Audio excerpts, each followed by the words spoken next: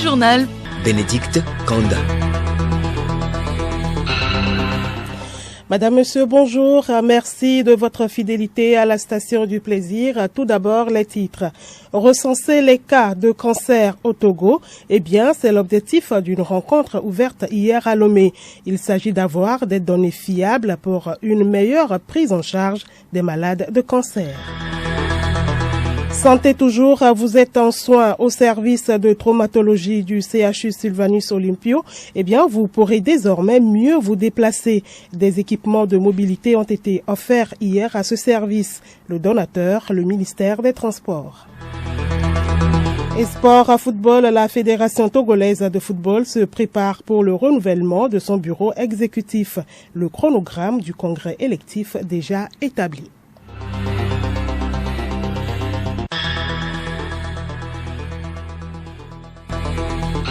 Radiolomé.tg. Bienvenue à tous. D'abord à la primature, Madame le Premier ministre Victoire Toméga-Dogbe a échangé hier avec une délégation du Millennium Challenge Corporation, MCC, délégation conduite par la vice-présidente du département des opérations, Kei Kim. Les deux personnalités ont échangé notamment sur les secteurs d'énergie et du digital. La nouvelle directrice du pays a été également présentée à la chef du gouvernement, Kei Kim, au sortir de l'entretien. Le MCC est très content d'être ici, de parler avec son Excellence, la Première ministre, pour adresser les deux secteurs de l'énergie et digital. Et on est très content de travailler avec le gouvernement, qui est vraiment un partenaire excellent avec le MCC. On espère de signer le compact à la fin de l'année prochaine. Donc, on est vraiment dans la dernière phase de ce processus de développement et toujours on est très content de travailler avec l'équipe togolaise qui est vraiment extraordinaire. Moi, je suis ici pour présenter la nouvelle directrice du pays, Madame Rachel Hampshire, qui sera basée à Washington, qui est chef de notre équipe de MCC pour le Togo. Elle sera ici de temps en temps pour travailler avec le gouvernement. La nouvelle directrice du pays, Rachel Hampshire, s'est également exprimée à la fin de l'audience. Je crois que le travail que le gouvernement a déjà fait, c'est quelque chose d'extraordinaire. On a une équipe exemplaire derrière qui a tout le soutien du gouvernement qui existe déjà, va assurer, je suis sûre, qu'on arrive à la but de signature à la fin de 2024. Et on en vient au premier titre de ce journal, vers une meilleure prise en charge des cas de cancer.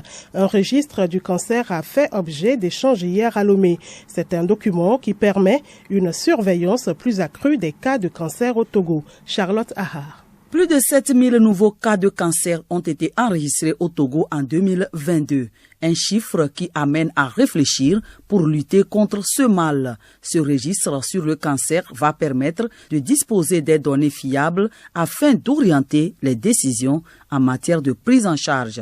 Professeur Daré Chin, coordonnateur national du registre de cancer au Togo. Le fardeau que ce cancer représente aujourd'hui mérite de mettre en place des structures ou des outils pour avoir des données de qualité. C'est sur la base de ces données de qualité que les actions et les stratégies seront prises pour que notre pays puisse mieux impacter sur la prise en charge du cancer. Donc ces données de qualité sont collectées par ce document qui est appelé registre du cancer. Le registre mis en place est un registre basé sur la population, ce qui veut dire que les données qui seront colligées par ce registre seront des données qui vont couvrir toute l'étendue du territoire. Plusieurs cas de cancer sont enregistrés au Togo. La situation actuelle avec toujours le professeur Daré. La situation, je ne vais pas dire qu'elle est alarmante, mais nous interpelle. Parce que pour la seule année 2022, il y a eu moins de 8000 nouveaux cas pour le Togo. Et ce sont des cas, bien sûr, qui ont été documentés, en sachant très bien qu'il y a eu une sous-estimation. Et le registre de cancer qui est mis en place a également pour but de pouvoir avoir des données de façon exhaustive, des données qui sont fiables et qui puissent nous permettre de prendre des actions. Cette formation va s'étendre aux autres régions du Togo. Merci à vous, Charlotte Sahar. Vous êtes un accidenté et admis au service traumatologie du CHU Sylvanus Olympio. Se déplacer n'est plus tout à fait un souci. La structure vient de bénéficier de matériel mobilier, ce dont intervient dans le cadre de la 13e édition de la Journée africaine de la sécurité routière, une initiative du ministère des Transports routiers, aériens et ferroviaires. Raoul Tetonyake Solim Lemo. 20 fauteuils roulants, 10 déambulateurs et des béquilles, de quoi donner du sourire aux agents du service de traumatologie du CHU Sylvanus Olympio. Ce service reçoit en moyenne une trentaine de blessés au quotidien. Liao Apelete Agbobli, directeur général du CHU Sylvanus Olympio. Ces équipements vont justement servir à des moments particuliers de la prise en charge de ces patients, soit pendant qu'ils sont en train d'attendre la prise en charge chirurgicale, soit après l'opération, au moment de leur levée, ils vont utiliser des béquilles. Mais un malade qui est alité de façon prolongée également, ce n'est pas une bonne chose. Il faut le plus tôt possible faciliter la levée et les fauteuils roulants serviront justement à ces occasions pour permettre leur déambulation. La plupart de ces accidents proviennent des engins à 2 roues. La sensibilisation doit continuer pour les éviter. Afo Atia Dedi, ministre en charge des Transports. Cette journée, effectivement, c'est de mener une sensibilisation au niveau des usagers de la route, de tout le monde, pour comprendre conscience. L'idéal était de dire 0 décès, mais on a 600. Aujourd'hui, ce que nous déplorons, c'est les conducteurs des taxis motos surtout. Quand on prend les statistiques, 65% des accidents, c'est à 2 roues. Nous leur demandons de continuer à se sensibiliser eux-mêmes. L'État fait du sien en nous construisant de belles infrastructures, de routes, tout ça. Mais maintenant, ce que nous constatons, les usagers se plaignent, la route n'est pas bonne, ainsi de suite. Mais on fait de bonnes routes, maintenant c'est les excès de vitesse. Une promesse d'opération chirurgicale à 6 patients nécessiteux a été faite par le ministre en charge des Transports. Salim Lamo, la journée africaine de la sécurité routière s'observe le 3e dimanche du mois de novembre. Faire des personnes handicapées le centre d'intérêt de leur projet, c'est l'objectif premier de la FETAF, la Fédération togolaise des associations des personnes handicapées. Un objectif réitéré hier à Lomé. C'était lors de l'apothéose de la célébration de la Journée mondiale des personnes en situation de handicap. Le clou de l'événement, la remise de matériel aux différentes personnes. Hervé Segbon. Nous avons un degré de satisfaction assez haut. Bonfo Chérif vient de l'Association nationale des personnes atteintes d'albinisme au Togo, ANAT. Ce responsable ANAT se réjouit des verres solaires reçus ce jour de la FETAF. Et ces lunettes-là nous aideront à mieux nous déplacer au soleil. Amadine Bewi, elle, représente le Cercle d'action pour le développement des personnes handicapées. Juriste de formation, elle bénéficie d'un tricycle qu'elle attendait depuis longtemps. Celui que j'avais à ma disposition était en panne. À chaque moment, j'essaie de l'amener chez le mécanicien, le réparer.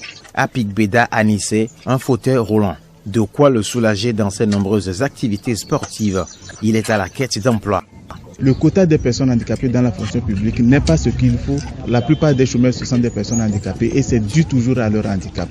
Des tablettes, des déambulateurs et autres font aussi partie des lots de récompense. Un kit spécial est remis au ministère de la Santé. Akako Noumado Azako, président de la FETAF, Fédération togolaise des associations des personnes handicapées. Des lits orthopédiques, des prothèses, du matériel de réadaptation, etc. Fruit du partenariat entre la FETAF et 2 organisations françaises, Salif et puis Yovo Togo. Nous avons pu accueillir ces dons grâce aussi à l'accompagnement du gouvernement togolais.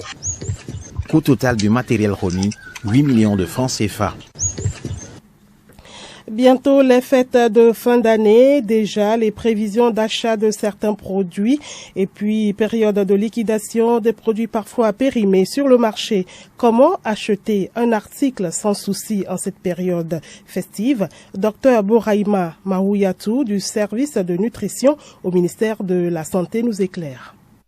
Les produits ont ce qu'on appelle des dates. Il y a 2 types de dates. La date limite de consommation et la date limite d'utilisation optimale. Si la première date est dépassée, normalement c'est un produit qu'on ne doit plus utiliser. Dans le deuxième cas, la date limite d'utilisation optimale. Même si elle est dépassée, ce produit peut être utilisé pendant au moins encore 2-3 mois. Mais dans tous les cas, si ces 2 dates sont dépassées, normalement, il est recommandé de ne plus utiliser ce type de produit. Dans notre contexte, c'est un peu difficile. D'abord, il y a certains commerçants, ils falsifient les dates, même quand le produit est périmé. On met de fausses dates, mais ça n'a rien parce que ça lui permet de continuer à vendre son produit au détriment de la santé de la population. En dehors de ces dates-là, il faut aussi voir l'aspect du produit. Dans les boîtes de conserve, quand ça commence par être bombé, c'est recommandé de ne pas les utiliser. Et par rapport aux boissons, c'est la même chose. On ne met jamais la bonne date. Donc, il faut faire attention à ces dates-là et surtout faire attention à l'aspect et aussi au prix. Souvent, en cette période, les commerçants font la promotion. On vend ça en deçà du prix habituel, quoi. Souvent, on sait que la date de péremption est déjà dépassée ou bien elle est presque et on veut écouler. Donc, on fait des semblants de liquidation au détriment de la santé de la population. Le journal Bénédicte Kanda. Également dans l'actualité ce mercredi, la Mauritanie et le Tchad prennent acte de la récente annonce de retrait du Burkina Faso et du Niger de l'Alliance G5 Sahel créée en 2014 pour faire face au djihadisme et aux autres défis de la sous-région. Dans un communiqué publié ce matin, la Mauritanie et le Tchad disent mettre en œuvre toutes les mesures nécessaires conformément à leur convention fondatrice, y compris celles relatives à la dissolution. À noter que le Mali avait déjà annoncé son retrait de l'Alliance. Et l'UNESCO a validé ce matin l'inscription de l'Iftar, le repas de rupture du jeûne Ramadan, au patrimoine immatériel au titre des traditions socio-culturelles. C'était à la demande de l'Azerbaïdjan, l'Iran, l'Ouzbékistan et la Turquie. L'Iftar fait partie des traditions communautaires dont l'importance a été reconnue par le comité intergouvernemental de sauvegarde du patrimoine culturel immatériel réuni depuis lundi à Kazan au Botswana. Et Milek Agbokou nous a rejoint en studio pour la page sportive. Milek, bonjour. Bénédicte Kanda, bonjour. Premier jeu de la zone 3 de Lac-Noir, mauvaise entame des Togolaises. La date retenue pour ce congrès électif le 3 février 2024 à Atakwame. Le processus électoral a débuté donc hier. Les candidatures devront être soumises au plus tard le 19 décembre, soit 45 jours avant la date du congrès. Bénédicte, vous le disiez tout à l'heure, l'équipe nationale féminine de volleyball du Togo a perdu donc ses 2 premiers matchs de la première journée des premiers jeux de la zone 3 de l'association des comités nationaux olympiques africaines. Les Togolaises ont d'abord été battues par le Burkina Faso en match d'ouverture hier. Elles seront aussi dominées dans l'après-midi par le Nigeria. Merci à vous, Milek Agbokou. Et puis l'information insolite pour terminer, l'employé d'un crématorium brésilien a fait une découverte glaçante le 25 novembre dernier. Alors qu'il devait s'occuper du corps d'une défunte, il s'est rendu compte que celle-ci respirait encore dans le sac mortuaire. Les médecins avaient pourtant validé son décès et son transfert au crématorium. La vieille dame de 90 ans a été ramenée à l'hôpital en urgence, mais malheureusement, elle est décédée quelques heures plus tard. La famille de la défunte a décidé de porter plainte pour négligence, car selon elle, le fait d'avoir enfermé la dame dans le sac mortuaire a causé sa mort par asphyxie. Une enquête a été ouverte.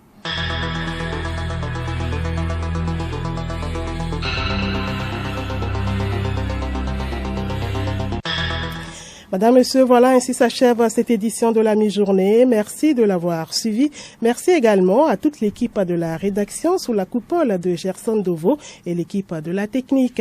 Le rappel des titres. Recenser les cas de cancer au Togo, eh bien, c'est l'objectif d'une rencontre ouverte hier à Lomé. Il s'agit d'avoir des données fiables pour une meilleure prise en charge des malades de cancer.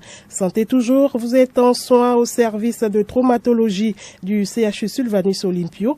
Eh bien, vous pourrez désormais mieux vous déplacer. Des équipements de mobilité ont été offerts hier à ce service. Le donateur, le ministère des Transports. Bonne suite de nos programmes.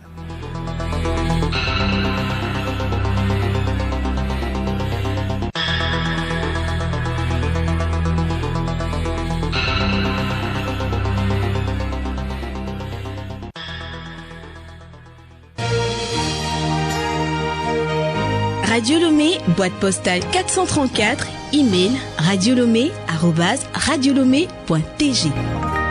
radiolomé.tg